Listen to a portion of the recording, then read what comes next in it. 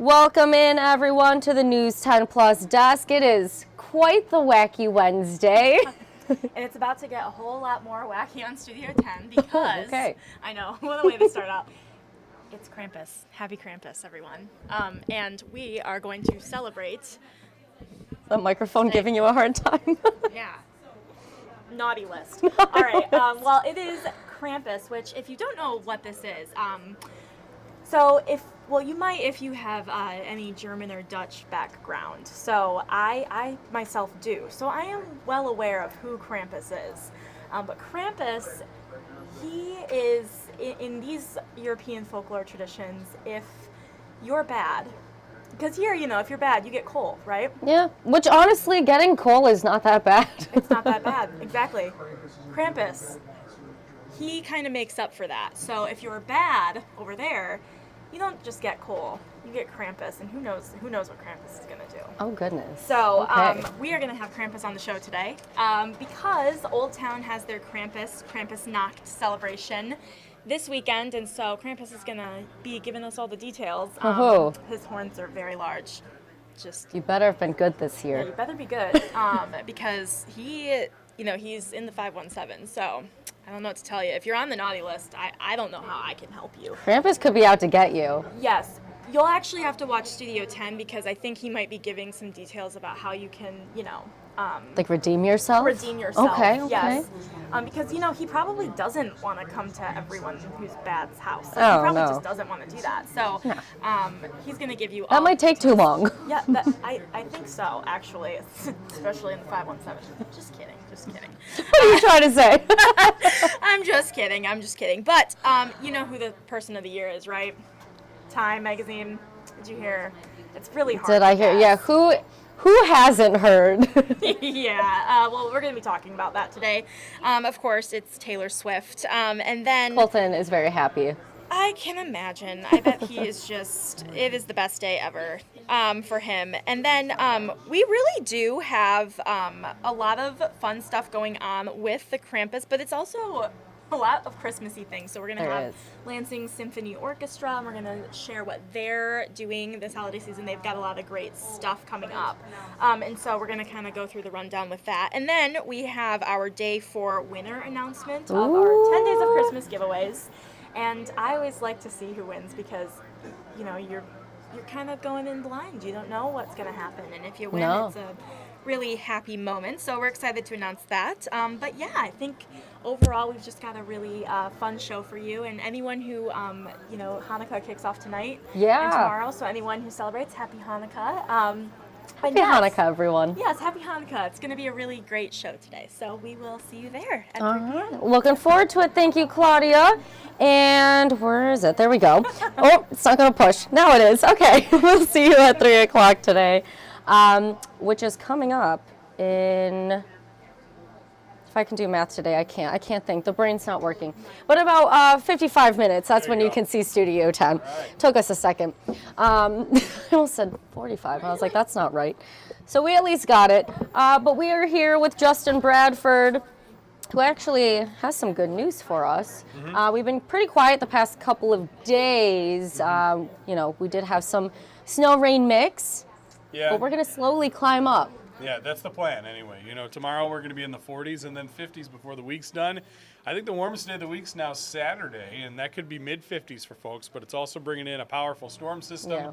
We've been talking about it the past several days. It does look like we might end up getting some snow on the back side of it, but that window for it has been shrinking with our model projections that are going out 5-6 days. And so right now, looking like the impacts are going down as far as what we would see, which is, of course, good news. Yeah. We're still waiting until probably at the very earliest tomorrow, probably in all likelihood not until Friday, we get a good idea of snow totals and what we could expect, if anything at all, when the system wraps up and leaves Sunday night. Okay, well, that's something definitely to keep an eye on, and you can always check back in with our first Alert Meteorologist team. But yes, let's take a quick look outside because, we were saying it a bit earlier, it's not bad right now. It's what will follow towards the Sure. end of the week. Yeah, of course. And really cloudy outside right now, and so that's kind of what you can see at the Capital City Skycam. We have had some glimpses of sunshine today, and we may yet get a few more before the day's over, but right now it's a mainly overcast sky out there. Just one of your typical days. We've seen a few of those this week already. It's been pretty average start here to the first full work week of December. We've been upper 30s every day. We've had a little bit of a west-northwest breeze, making it feel like the low 30s each afternoon, and all things have been quiet aside from a few sprinkles or areas of snowflakes flying around. Not really any impactful weather. We're in the upper 30s again today, which we did yesterday, and we did on Monday, and we did on Sunday as well. And so it's kind of this trend that we've been in. Now that's going to shift tomorrow. You see off towards the west, look at those 60s. They're getting as far north almost as Glendive, Montana. And so for them to get into some of that real warmth on the left side of the screen out west, while we won't go 60s, get quite that lucky, you see Wichita is 54. We're going to have numbers close to that by the end of the week. And so we'll start to get some of those values in here, courtesy of a pattern shift and a southwest flow. But after that, which is fairly short-lived, we're going to head back to reality like we have today for most of next week. And so we'll see here in the hour-by-hour temperature trend, we actually go down to around the freezing mark, maybe 32, 31 by the time we get to the evening tonight. And then the numbers actually start to rise. Interestingly enough, you see us go the other way by midnight. Very slowly, some of that southern air is going to push in with the wind shift, and we'll probably be in the lower, or the middle rather, to maybe even upper 30s by tomorrow morning. And so the low for tonight is probably going to happen before midnight tonight, and then tomorrow we'll see the numbers rise as we go throughout the day, kind of slowly working in here. Now the clouds have returned and they've thickened up. You see those few breaks that we had earlier on satellite and radar have filled right in, and so it is a pretty thick wall of clouds. Probably going to be a little tough to see the sun this evening unless the clouds are filtered out a little bit, which is going to be kind of tough to do. But it looks like there's a system off near the northern edge of Lake Superior that's going to try to skate down into the lower peninsula tonight. I do think there might be a few snowflakes north of our area, and if you live along and north of I-96, you maybe catch a stray flurry around 2 or 3 in the morning, but it's not going to stick to anything. And so just if you happen to wake up in the middle of the night, or if you're a very early riser, you like to watch our morning show at 4:30, maybe you glance out the window, see a few flakes flying down. Other than that, we shouldn't expect to see really much of anything until we get to the very end of this week. And so we'll look kind of quickly here at the hour by hour locally over the next day or two. Again, not showing you too much. There's that weak little system, scoots by tonight. It's very quick and brief. Tomorrow morning we're in the mid-30s, and we see the clouds kind of start out in and around the area, but I think they filter out through most of the day. We should be back in the mid to upper 40s by the time we get into our Thursday, and that should be a nice sunny end to the day as well. But here's what we're really tracking heading into the weekend. This is that big, powerful system, which, again, has not yet made it ashore out west in the Pacific just yet. It's expected to do so late tonight into tomorrow, and then once we actually have that system in the United States, then we'll be able to have a little bit of a better idea of what we can expect as far as the track and the intensity. But right now it appears when it does come together, as you see here, it brings us all rain on Saturday. That snow still staying well to our north and west into Wisconsin and the western upper peninsula. However, as we go out into our Sunday, you notice we might even, if we don't see light rain, get into a little bit of a dry stretch through a good portion of our Sunday. And then it's the backside snow. This is Sunday 7 p.m. That's when the snow will start to make its appearance and move in. Now, this on the backside of a very water-based system would have quite a bit of high water content with it, and so the snow, as we've been talking about, likely going to be that really good, dense, wet, packing snow that really comes together nicely. The window looks like it's a small one, and so we probably don't see it for very long, which, again, is going to minimize impacts. But it is possible we could still see maybe an inch or a couple inches of snow. My earliest guess at this point is that this is not a very impactful system for us. It's likely that if any snow does stick, we see it after dinner time and after sunset on Sunday night. And then by Monday morning, the system is gone. And so we should be back into quiet weather to start the week. Even if anything sticks overnight, it's not any of the powdery stuff. We don't go down really far below freezing, and so we don't expect any hard freezes or big road impacts heading into Monday morning either. And so before anyone who's been getting excited about this snowstorm or big thing, whatever, I'm not right now expecting we have a snow day, certainly, or anything like that next Monday. So sorry to all the kids out there who are thinking about maybe that might They want the come day off. Of course. We'll see if, maybe they get into some more opportunities for that come later on in the season and then maybe the new year as well. But the 10-day forecast here, it's going to warm us up. I've got 52 Friday, 54 on Saturday, but it does come again with the rain, so you want to keep those umbrellas close. Now Sunday, that's going to be one of those days where locking down that high is going to fluctuate dramatically. We've had, I think, just in the past 2-3 days here, our Sunday high across all of our shows has fluctuated from as high as 47 or 48 or even 49 degrees to as low as 36. And so Sunday, really, the high, you see how close it is to Saturday night's low. It's pretty much, they're pretty much more or less going to be the same, because once the numbers start falling Saturday night, they're going to keep falling into Sunday. So exactly where they end up at, that 42 might be deceptive, because I think most of Sunday is spent in the 30s, because that's going to be very early in the day around the sunrise. And again, depending on how quickly the system moves in and how fast the cold front comes crashing through, that'll play a big part. If the cold front takes longer and it sags, we could get well into the 40s on Sunday and maybe even stay there for a lot of the day, and that would keep most of our system as rain if it does come down. But if the cold front gets here faster than we're expecting right now, Sunday's high might only end up in the 30s, and we might get a switch over to snow sooner, in which case we would expect more in the way of impacts and accumulation. But of course, that is what we're going to be keeping an eye on and providing you that first alert about as we go throughout the next several days. The one thing we know for sure, the system is going to be gone by next week, and so we get back into a nice dry stretch of pretty calm weather. And so although the temperatures are similar to the past few days here, it also is going to feature a little more in the way of sunshine, which we always love to have this time of year. We haven't seen too much of it lately. It'll be good to get that back in the forecast next week. And, hey, we could even see maybe a 40 pop up here or there. And so it's not all bad headed into mid-December here. Not too far from our normals, seasonally speaking. Again, all eyes, though, going to be on Sunday after this little mild warm-up. But I think especially with the clouds moving in Friday, tomorrow night, Thursday evening or afternoon, if you will, 46, 47 degrees. That'll feel really nice when the clouds start to break up. And so I would say tomorrow is probably the best day of the week from a standpoint of enjoying the sun and slightly warmer temps. And then we'll be a few degrees warmer Friday, but it will be cloudier too. But either way, going to be some good opportunities, I think, for folks to enjoy some outdoor walks in the evening. If you do have any of those last-minute little yard work things that you want to get together, I know some collections for yard waste stop in November, and so they're already passed. But if there's any last-minute like little shrub trimmings, or you got to mow the lawn one more time before maybe it gets covered in snow or the ground freezes up on you, not a bad opportunity to do that tomorrow and then also Friday, headed before the weekend storm moves in. You won't want to do any of that Saturday, even though it's in the mid-50s, because it's going to be raining most of the day. And so all that to be considered as well. Not too bad a forecast here. No major cool downs coming soon.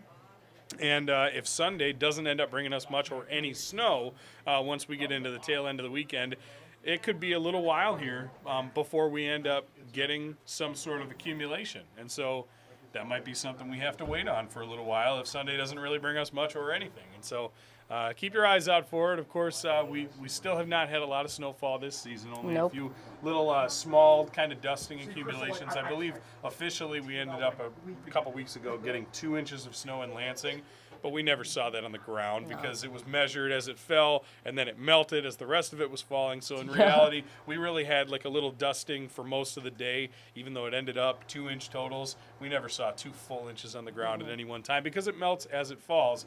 And that can sometimes be the trick with these snow systems. And so sometimes we see these models and they say, oh, there will be 8 to 10 inches of heavy, wet snow, which, again, I'm not predicting for Sunday. But hypothetically, in the wintertime, just generally speaking, they'll say 8 to 10 inches of snow. And then people go, oh, there's only 4 inches of snow outside when they wake up the next morning. Well, the snow compacts as it falls, and it also melts underneath into the ground if it's warm enough for that to happen. And so even though officially you might say, oh, they're lying when they say we got 9 inches. No, we probably did, but it all compacts and it melts, and there's a lot that goes into it. There's a little science behind it. There you go. And you know what? We do try to express that in the first alert forecast when it comes to impacts. Like, we might get this much snow, but it's also going to be melting. It's going to be compacting. And so if you don't do anything to your driveway, you wake up the next morning, it might not appear that there's as much out there, even if it technically speaking fell. And so that's not our way of like getting around the problem of whether or not we got the snow that was in the forecast, but we really want you to understand the impacts when we do that. And so that's something we try to divulge and, go through when we're making these and putting them out there. Well, you guys do a great job and it's not just showing the graphics right now, like the 10-day forecast here. even on air and even online when you guys are updating the First Alert weather app. And of course, during our broadcast, you go through detail and you show the hour by hour and you're explaining the hour by hour. You're not just pointing around and having random words come out of your mouth. You actually explain it. Most of the time. And No, exactly. No, and that's so right. it helps. Yeah, and with these winter systems especially, they can be tricky. The lakes, as we all know, we love our Great Lakes. They have a huge influence on the area weather, and I know everybody at home knows that, especially those who have lived here for a long time. They can have enormous impacts, even on a big system that treks across the country like this one that will be coming here this weekend. Having to cross over enormous bodies of water, the largest freshwater source of water on the planet, can throw a big wrench in the forecast because it messes with the pressure, it messes with the temperatures, and it messes with the water content that you have within the system. It can either add or subtract depending on the setup, and so that plays a huge role, and that's why it can be really tricky to nail down a forecast around here. And it's also why it changes so frequently, and so that's why we want folks to check back in for updates. One good way to do that, oh boy, First Alert weather app, and we always tout it once again. It's got your interactive radar, all sorts of severe weather alerts. That includes winter systems.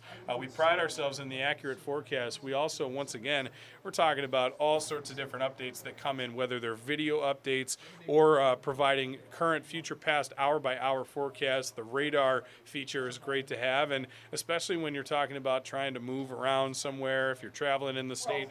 We're talking about road conditions as well. We've got those real-time updates for you too, and so you can find all those in the First Alert weather app, which again is absolutely free. All you have to do to find that is search WILX weather or even First Alert News 10. That'll get you to the same place. You'll see it. It'll come up. It has our logo with News 10. Once you download it, you can customize the location. You can customize all sorts of different features so that they fit your needs, things that you prefer to see. You can organize it in that way. It'll also follow your location, and so if you're planning on traveling around the area, different part of the state, out of state, even out of the country, as we've talked about before, it's something that you can have at your disposal, and it's certainly a wonderful tool in that regard. Yes, no, everything you said about the app, very true, because I've checked it out for myself, so I know what to find on there. And even if I don't know what to find, I'm just kind of browsing around, you see all the different options and all the different ways that our meteorologists present the information to you, and it really goes into great detail. Yeah, and those videos updated several times a day. You usually see, depending on who's working that day, every one of us who's in here has got a video update that's up there, and so if you say, oh, I don't like Justin that much. Well, Andy's update is coming in at 3, 4 o'clock, and so you can always get that too. But of course, we hope you trust all of us with the information because we. I like having you around. No, I'm sure thing. But whatever your preference is, we love to have fun too, and so it's it's always we love to hear from you as well. So if you ever have any comments, concerns, whatever. Constructive, of course, that's the bottom line thing, but any updates that you have or that you'd like to see, things that you wish we could maybe improve on or anything like that, we love to hear from you. Please send us a weather at WILX weather, and you can find that information not only on our website, but we're all listed on there as well. So if you want to message any one of us, whether it's social media, email, anything else, it's all on there at your disposal. And again, we love to hear from you, and we certainly will send something back to you, especially if you're not really mean to us or anything. So, there you go. Anyways, kind words, most people constructive are very criticism. Kind, and so we appreciate that very much. So yeah. Well, there you go. You guys do a great job. But yes, constructive criticism is always greatly appreciated. Of course, it's how we grow. It's how we get better, and we want to be the best. And so you can help us do that. Perfect. Yes, I agree with that. 100%. Growth, that is the key. Yeah, of course. All right. Well, we're going to see what else we have coming up today during First at 4 and our 90 minutes of news. Starting with Mid-Michigan Matters during First at 4. We have no senior without a Christmas. So, we have our Toys for Tots drive, which I'll be talking about in just a little bit here, but we also have no senior without a Christmas. So we're bringing in an expert to talk about exactly what this means, how you can help seniors, whether it's including them or helping them feel comfortable, or even just being there, have your own presence, and just being with them, right? That contact to contact, face to face, being able to just be there for a senior, that is a key. Your time, your energy, that's always a great gift this time of year. Not spending money, or doing all these grand gestures. Sometimes it's the little things of just being there that is the key. And then coming up News 10 at 5, we will share what happened in court today as a 19-year-old man accused of driving drunk and killing his younger sister and her friend had a pre-trial hearing today. Coming up News 10 at 5:30, Justin Kent looks into calls on homeschooling oversight. And then coming up News 10 at 6, our Jordan Burrell is at the 30th Circuit Court's new weapons specialty court, focused on addressing weapons-related offenses occurring in Ingham County. All of that coming up during our 90 minutes of news today. But first, I want to turn it to Riley Connell, who is standing right next to me here. I had to find her name in the little button thing. How are you doing? I'm good. How are you? Doing well. On this chilly day. It is. She's already supplied me with some mac and cheese sustenance. Taylor's great about going on runs for snacks and drinks for everybody in the newsroom. She is Mother Goose. So Mother Goose. I've got my. You're one of my favorite gooses. Well, we've had a busy day so far already. Coming up on News 10 at 5, so starting off at the top of the 90, we're going to talk a little bit about some bills that Governor Whitmer signed today, so signing into law, some new consequences for people who assault healthcare workers on the job. So that could be a verbal assault or a physical assault. If you have a healthcare worker in your life, like I do, you've probably heard some stories every once in a while when patients or family members of patients kind of cross that line. So, it's a similar law to, when you see signage on the road of if you hit a construction worker, there's a fine that follows that potential imprisonment. It's got a super similar model to that if there is an assault, there's a fine that follows, could be up to $1,000. And it also requires that they put some signage around hospitals as well that kind of outline it. It made me think of those highway signs right off the bat of, here's what could happen if you take that step to, injure a healthcare worker, assault a healthcare worker. So we heard from some nurses, we heard from some medical staff at Sparrow Hospital who were there. Everybody might remember Dr. Denny Martin from the night of the shooting at MSU. So talking a little bit about those traumas that they already experienced with potential assaults on top of it, and really solidifying those consequences. So that's what this really does. This just puts into place, here's what could happen if you decide to cross the line. But it also recognizes, the frustrations that are in place for families, kind of what pushes people to that point too. So there's a little bit of, both sides of it. But they all gathered earlier today and watched Governor Whitmer sign those bills at Sparrow Hospital. So we've got a full stream on our website already if you want to go check it out. But I'm going to give a good wrap up of kind of what was said and what these laws mean. Coming up at 5. So all right, News 10 at 5, make sure you tune in. And like you were saying, there are, people have their reasons for everything, and it's okay to have a reason, but knowing the consequences behind it, like you were saying with the driving, not to hit a worker, not to hit the cones. Sometimes things happen, we're humans, we make mistakes. So now you get to see what will happen if you do assault a healthcare worker, professional, even a medical volunteer, anything of the sort. Anybody performing work that is, healthcare related on the job, they're really specific in saying, trying to deliver that care while they're on the job. If that assault occurs, they're very specific about the circumstances of that assault too. And also the governor also addressed just these rising issues in worker and customer, worker and patient assaults, verbal and physical, across all industries. So it seems like there is kind of a new focus on what can we do to make sure we're protecting workers on the job too, as a lot of these frustrations grow. The COVID-19 pandemic, they talked about too, and kind of contributing to some of that unrest and maybe frustration, especially in the healthcare field, was a super difficult time for them. So a really full-rounded conversation about kind of maybe why this is happening, and these are just the first steps, is what the hospital staff and the governor told us. So just the first steps to starting to put some of those consequences out there, hopefully stop these things from happening, before they do. Hopefully they don't have to lay down those consequences quite as often if people know what could happen if they take that step. So, All right, well, we will hear more from you, Riley, coming up News 10 at 5. You know it. Until then, you are a busy beast, so we will let you get back to it. And kind of transitioning over to our You're Not Alone mental health series we are doing all year long here on News 10, and kind of tying into Riley's story, not fully, but talking about mental health in this aspect and knowing that you're not alone. We are heading into the holiday season, which can be joyful, And it can also be really stressful. And on top of that, into the winter months, where seasonal affective disorder, seasonal depression, as it's also known, can have a role in how it affects and shakes up your emotional well-being. So, you know, there's less sun this time of year. It gets darker out by the time you get home from work. You're even waking up and it's dark. So that can affect how you sleep, how you eat, how you're just going about your day-to-day activities, and that can really affect you. So know that you're not alone, whether you're going through depression, anxiety, if you're having suicidal thoughts, if you're really stressed during this time of year. Know that you're not alone. There are resources out there for you in the community. And you'll see in a couple of seconds here a QR code pop up. If you take out your phone, your cell phone camera, and you go scan that QR code on the right side of your screen right now, you'll pull up a list of resources throughout our community talking about the many different ways that you can get that help. So whether it's behavioral, counseling, therapy, psychotherapist, anything of the sort, know that you're not alone. And you can scan that QR code. So you will see more of these stories from community members as well as experts, mental health experts, talking about how you can improve your mental health and knowing that you're not alone from these community members who share their own experiences going through their mental health challenges. So again, all year long here on News 10, we'll have our You're Not Alone mental health series, and you can expect multiple stories each month focusing on a different type of mental health. So far, we've had cyberbullying, we have had veterans' mental health.